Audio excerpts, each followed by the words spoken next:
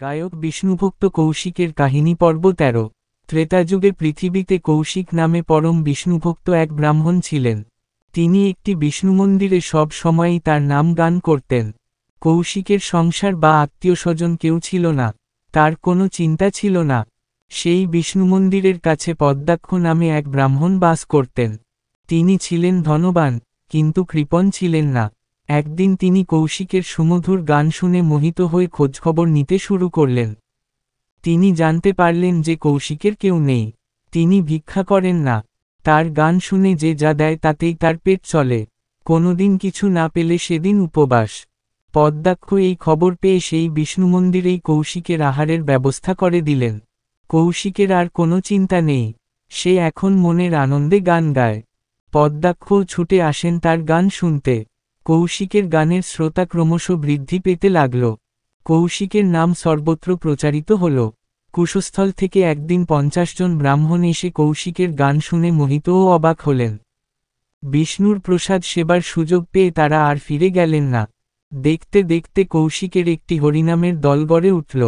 কৌশিকের গানের প্রশংসা শুনে এবং তার গান নিজের কানে শোনবার জন্য সপারিষদ কলিঙ্গ দেশের রাজা সেই বিষ্ণুমন্দিরে এসে হাজির হলেন। সেই সময় কৌশিক গান গাইছিলেন। গান শেষ হতে কৌশিক সমাদর করে রাজাকে নিজের কাছে বসালেন। কলিঙ্গ রাজা গান শুনে খুব প্রশংসা করে বললেন, লোকমুখে যা শুনেছিলাম সবই সত্যি।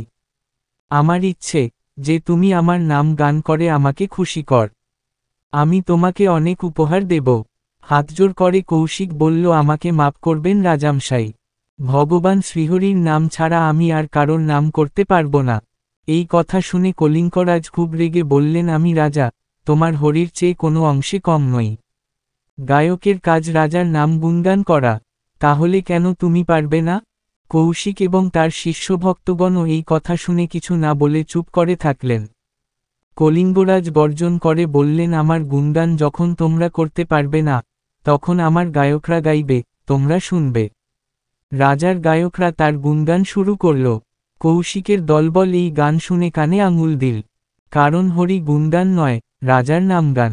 মহাত্মা কৌশিক কলিঙ্গরাজের অভিপ্রায় বুঝতে পেরে আসন ছেড়ে উঠে পড়লেন। দেখা দেখি তার ভক্ত শিষ্যরাও উঠে পড়লেন। সেখান থেকে তারা চলে গেলেন। প্রতাপশালী রাজা যদি বাধ্য করেন তাদের রাজা নামগান করতে, তাই সকলেই কৌশিকের নির্দেশ মতো ছুরি দিয়ে নিজের নিজের জিভ কেটে ফেললেন। কৌশিকও তাই করলেন, যাতে আর কখনো গাইতে না পারেন। এমন ব্যবহার দেখে কলিঙ্গরাজ ভীষণ রেগে কৌশিকের সঙ্গী তার বাদ্যযন্ত্রাদির আসবাবপত্র এমনকি পোশাকাদিও কেড়ে নিয়ে তাদের দেশ থেকে তাড়িয়ে দিলেন। পদ্মাক্ষাকে দেশ থেকে তাড়িয়ে দিলেন। কুশস্থলের সেই ৫০ জন ব্রাহ্মণ আর সদলবলে কৌশিক তখন মহাভাবনায় পড়লেন। তাদের জিভ কাটা গেছে, এমনকি রাজাও সর্বস্ব নিয়েছে। এখন কি হবে? তারা তখন মৃত্যুপণ করে এক জায়গায় বসে থেকে অনাহারে মারা গেলেন সবাই। যমদূতেরা তাদের সবাইকে নিয়ে গেল যমলোকে। ব্রহ্মা ব্রহ্মলোক থেকে সবকিছু জানতে পারলেন। ব্রহ্মা তখন দেবাত্দের স্মরণ করে জানালেন যে কৌশিক সহ ব্রাহ্মণগণ শ্রীহরির নাম স্মরণ করতে করতে মৃত্যুবরণ করেছে, আর যমরাজ তাদের যমলোকে নিয়ে গেছে। তিনি দেবগণকে বললেন, তোমরা এক্ষুনি যমলোকে গিয়ে সেই সব কৃষ্ণ ভক্তদের আমার কাছে নিয়ে এস। ব্রহ্মার আদেশে দেবতাগণ যমলোকে গিয়ে যমকে বললেন, বিষ্ণু ভক্তদের এখানে তুমি নিয়ে এসেছ কেন? যমরাজ তখন নিজের অপরাধ স্বীকার করে দেবতাদের হাতে কৌশিক সহ ব্রাহ্মণদের সমর্পণ করলেন। দেবতাগণ তাদের ব্রহ্মার সামনে হাজির করলে ব্রহ্মা তাদের নিয়ে গেলেন বিষ্ণুলোকে, একেবারে বিষ্ণুর সামনে। ব্রহ্মাকে হরিভক্ত ব্রাহ্মণদের নিয়ে আসতে দেখে বিষ্ণু আসন ছেড়ে উঠে একে একে সকলের নাম ধরে ডেকে আলিঙ্গন করে সেই বিষ্ণুলোকেই তাদের থাকার ব্যবস্থা করে দিলেন। বিষ্ণুর এমন কার্যকলাপ দেখে দেবতারা ভাবলেন যে সম্মান বহু সাধ্য সাধনা করে দেবতারাও পান না, মর্তের মানুষ হয়ে এরা এত সম্মান পেল। তারা তখন হরিভক্তের জয়ধ্বনি দিতে দিতে স্বস্থানে চলে গেলেন। ব্রহ্মা, দেবর্ষি নারদ, মুনি ঋষিরা সেখানে রয়ে গেলেন। লক্ষ্মীদেবী সেই সময় সেখানে উপস্থিত হলেন। বিষ্ণুর দূতগণ তখন সেই সভা থেকে সকলকে বের করে দেওয়ায় সেখানে শুধুমাত্র লক্ষ্মীদেবী ও নারায়ণ ছাড়া আর কেউ রইল না। তখন নারায়ণের ইঙ্গিতে গান গাইবার জন্য তুম্বুরুকে ডেকে আনা হল। হরি ভক্ত তুম্বুরু হলেন গন্ধর্বদের গুরু এবং সেই সঙ্গে সঙ্গীতেরও গুরু। নারায়ণ নিজেই আসন ছেড়ে উঠে ফুলের মালা তুম্বুরুর গলায় পরিয়ে আলিঙ্গন করে বললেন, তোমার মধুর গীত শুরু কর তুম্বুরু। বীণা বাজিয়ে তুম্বুরু সুমধুর গান শুরু করলেন। তান মান লয়ে সে এক অপূর্ব পরিবেশনা। সকলে তার প্রশংসা করে অনেক উপহার দিয়ে সম্মানিত করলেন তাকে। এরই সঙ্গে নারদ গান শিখেছিলেন, কিন্তু নারায়ণ তাকে না ডেকে তুম্বুরুকে গান শোনানোর জন্য ডাকলেন। নারদ অবাক হলেন, তিনি শ্রীহরির অতি প্রিয়জন। মনে মনে ভাবলেন যে তাহলে তিনি কি এখনও ভালোভাবে গান শিখতে পারেননি। নারায়ণ তাকে কোনো আমলি দিলেন না। নিজেকে ধিক্কার দিয়ে নারদ প্রতিজ্ঞা করে বসলেন যে ভাবেই হোক গান গেয়ে প্রভুর কাছে তিনি সম্মানের পাত্র হবেন। তিনি আবার চিন্তা করলেন কার কাছে গান শেখার জন্য সাহায্য নেবেন, সুকণ্ঠের অধিকারী কিভাবে হবেন। ভাবলেন তপস্যা করেই সব সমস্যার সমাধান হবে। তারপর তিনি তপস্যায় বসলেন। একদিন আকাশবাণী শুনলেন, হে নারদ, তোমার অভিলাষ পূর্ণ করার জন্য তোমাকে মানস সরোবরের উত্তরে যেতে হবে। সেখানে গান বন্ধু নামে পরিচিত উলুক পাখির কাছে তুমি গানের তালিম নাও। আকাশবাণী শুনে দেবর্ষি নারদ ছুটে চললেন মানস সরোবরের উত্তর পর্বতে। সেখানে দেখলেন বহু গন্ধর্ব, কিন্নর, যক্ষ, অপ্সরাগণ একটি পাখিকে ঘিরে বসে গানের তালিম নিচ্ছে। গান বন্ধুর সুমধুর গলা শুনে প্রাণ জুড়িয়ে যায়। নারদ ধীরে ধীরে সেদিকে অগ্রসর হলেন। নারদকে দেখে গান বন্ধু প্রণাম জানিয়ে বললেন, আপনি এখানে কি মনে করে হে দেবর্ষি নারদ? আসুন, বসুন, আমি কি সেবা করতে পারি আপনার? উলুকের আতিথেয়তায় নারদ খুশি হয়ে বললেন, হে গানবন্ধু, আমি আপনার কাছে গান শিখব বলে এসেছি। শ্রীহরির প্রিয়পাত্র কৌশিক বা তুম্বুরুর মতো হতে পারিনি, কিন্তু গান আমি শিখেছি। ভালোভাবে গাইতে না পারার জন্য নারায়ণ আমাকে উপেক্ষা করেছেন। আমি যাতে শ্রীহরির প্রিয়পাত্র হতে পারি, সেইভাবে আমাকে শিক্ষা দিন। নারদের প্রার্থনা শুনে উলুক বললেন, আপনি যা বললেন খুবই সত্যি কথা। নাম, গান, কীর্তন শ্রীহরি পছন্দ করেন। ইন্দ্রদ্যুম্ন রাজার বরে আমি দীর্ঘজীবন লাভ করেছি, তাই অনেক কিছু শিক্ষা লাভ করেছি। হরিদ্বেষী রাজা ভুবনেশ হরিনাম বন্ধ করে দিলেন। হরিমিত্র নামে এক ব্রাহ্মণ সেই নির্দেশ না মেনে শ্রীহরির সুন্দর এক চতুর্ভুজ মূর্তি গড়ে অতি ভক্তির সঙ্গে পূজা করতেন, তার গুণ গান গাইতেন। রাজার আদেশ অমান্য করার জন্য হরিমিত্রের সবকিছু কেড়ে নিয়ে শ্রীহরির মূর্তি ভেঙ্গে দিয়ে তাকে রাজ্য থেকে তাড়িয়ে দেওয়া হল। তারপর কালক্রমে রাজা মারা গেলেন। হে দেবর্ষি, সেই রাজা এখন এখানকার একটা গাছের কোটরে বাস করেন, আর খিদের জ্বালায় নিজের মাংস খাচ্ছেন। আর হরিমিত্র মৃত্যুর পরে চলে গেলেন বৈকুণ্ঠে। এই দৃশ্য দেখে আমার হরিগুণ গান শেখার প্রবল ইচ্ছা জাগে। 120 বছর কেটে গেল আমার। এই গান শিখতে গন্ধর্ব কিন্নরদের সঙ্গে গান শিখতে ধৈর্য ধরতে পারলে আপনি সুগায়ক হবেন। নারদ উলুককে গুরুরূপে বরণ করে নিয়ে বললেন, আমি আপনাকে গুরুপদে অভিষিক্ত করছি। আপনার উপদেশ মতো আমি চলব, কখনো তা থেকে বিচ্যুত হব না। উলুক মনপ্রাণ ভরে নারদকে গানের শিক্ষা দিলেন। একান্ত সাধনায় 1000 বছর কেটে গেল। নারদের গলায় ঝরতে লাগল গানের সুধাবর্ষণ। তারপর উলুক বললেন, হে দেবর্ষি, আপনার গীতবিদ্যা শেষ হল। আমি আমার সবকিছু আপনাকে উজাড় করে দিয়েছি। এবার আমার পরমায়ুর শেষ অবস্থা। আপনি ত্রিকালদর্শী। এখন বলুন, মৃত্যুর পর আমার কি গতি হবে? ধ্যানযোগে উলুকের ভবিষ্যৎ জীবন দর্শন করে নারদ বললেন, হে গানবন্ধু, মৃত্যুর পর কশ্যপের ঔরসে বিন্তার গর্ভে আপনি গরুর পক্ষীরূপে জন্মগ্রহণ করে শ্রীহরির বাহন হয়ে তার সেবা করবেন। শ্রীহরির কাছে বহুদিন পরে নারদ এলেন, প্রণাম করে বললেন, প্রভু, আমি গান শিখেছি। তখন শ্রীহরি বললেন, তাহলে গান শুরু কর, দেখি কেমন শিখেছ। নারদ তখন মহানন্দে বীণা বাজিয়ে সুমধুর গান শোনালেন শ্রীহরিকে। তখন শ্রীহরি নারদকে বললেন, বহুদিন ধরে গানবন্ধুর কাছে সঙ্গীতচর্চা করেছ, কিন্তু তুম্বুরুর মতো গলা তোমার নয়। এখনও অনেক বাকি আছে শিখতে। দ্বাপরযুগ যখন আসবে, আমি কৃষ্ণ নামে তখন ধরাধামে আবির্ভূত হব। তখন তুমি আমার সঙ্গে দেখা করে আমি যা বলেছি আমাকে তা মনে করিয়ে দেবে। তোমার মনোবাসনা পূর্ণ হবে তখন। আশীর্বাদ করছি তুমি তুম্বুরুর চেয়েও ভালো গায়ক হবে।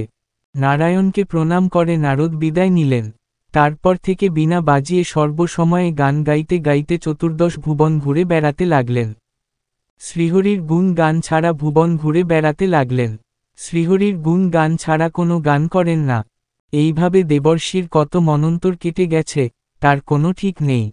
একদিন হঠাৎ রৈবতক পর্বতে শ্রীকৃষ্ণকে দেখতে পেলেন তিনি। মনে পড়ে গেল তার সেই পূর্বের কথা। ছুটে এসে কৃষ্ণের চরণে প্রণাম করে মনে করিয়ে দিলেন তার সঙ্গীতের কথা। তখন কৃষ্ণ বললেন, নারদ, আমার স্ত্রী সত্যভামার গানের গলা খুব সুন্দর। তুমি তার কাছে গিয়ে কিছুদিন গলাটা ভালো করে সেধে নাও। শ্রীকৃষ্ণের কথামতো নারদ দ্বারকায় এসে সত্যভামার কাছে গান শিখলেন। তারপর শ্রীকৃষ্ণের কাছে গানের পরীক্ষা দিলেন। তার গান শোনার পর কৃষ্ণ বললেন, নারদ, তুমি রুক্মিণীর কাছে কিছুদিন গানের তালিম নাও। নারদ রুক্মিণীর কাছে গিয়ে সব বললেন। নারদের গান শুনে রুক্মিণী বললেন, দেবর্ষি, আপনি বহুদিন গানের রেওয়াজ করেছেন বটে, কিন্তু এখনও অনেক কিছু শেখার বাকি আছে। যা হোক, আমার যা কিছু জানা আছে আমি আপনাকে শেখাব।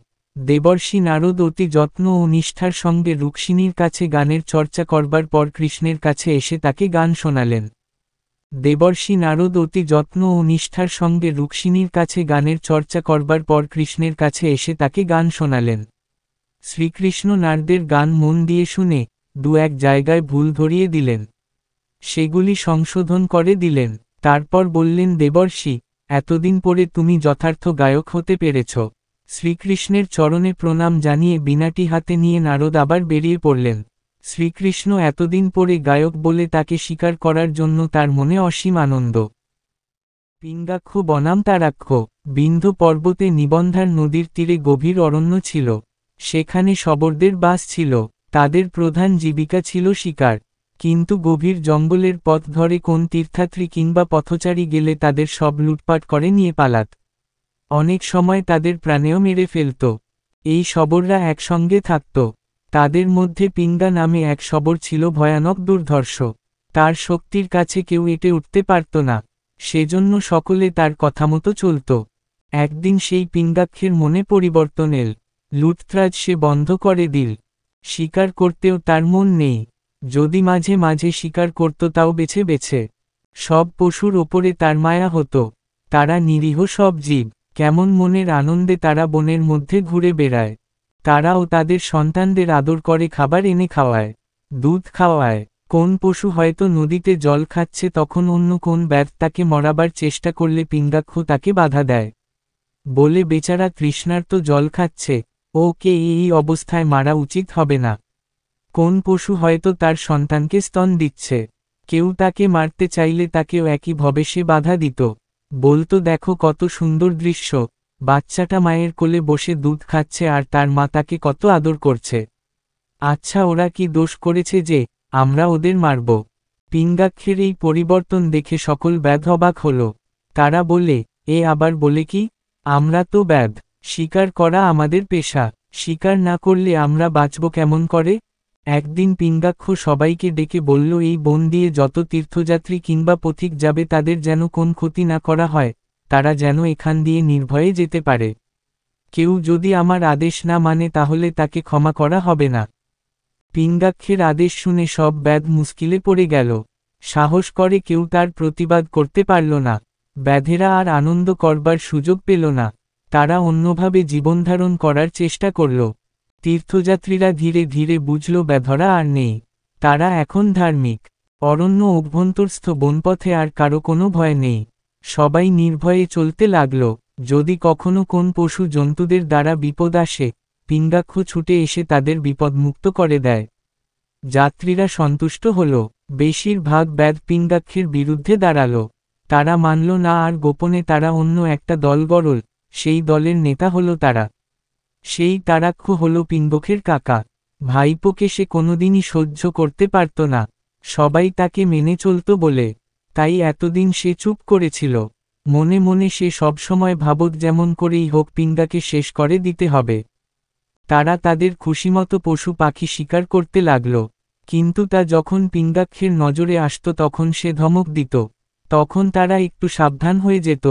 কিন্তু সেও যেই চলে যেত আবার যেই কে সেই। একদিন এক শিবভক্ত তীর্থযাত্রীর দল কাশীধামে চলেছে, মণিকর্ণিকার ঘাটে স্নান করে বাবা বিশ্বেশ্বরের পূজা দেওয়ার জন্য। তারা নির্বিন্ধ নদীর পার ধরে চলেছে। হঠাৎ তারাক্ষর দল তাদের উপর চড়াও হয়ে মারধর করতে লাগল। পিঙ্গাক্ষ অনেক দূরে ছিল কিন্তু তবু সে তাদের চিৎকার শুনতে পেয়েছিল। চিৎকার শুনে সে ছুটে এসে দেখল তারাক্ষের দল তীর্থযাত্রীদের কাছে থেকে সব কিছু কেড়ে নিয়েছে, মারধরও করেছে তাদের। পিঙ্গাক্ষ রেগে আগুন হয়ে গেল, গর্জন করে বলল, পিঙ্গাক্ষ এখনো মরেনি। যদি তোমরা ভালো চাও তো ওদের জিনিস ফিরিয়ে দাও, এবং বল যে আমরা আর এমন কাজ করব না। যদি না মানে তাহলে আমার হাত থেকে কেউ রক্ষা পাবে না। পিঙ্গাক্ষের কথা শুনে তারাক্ষের দল ঘাবড়ে গেল, কিন্তু তারাক্ষ গর্জন করে বলতে লাগল, কে রে তুই?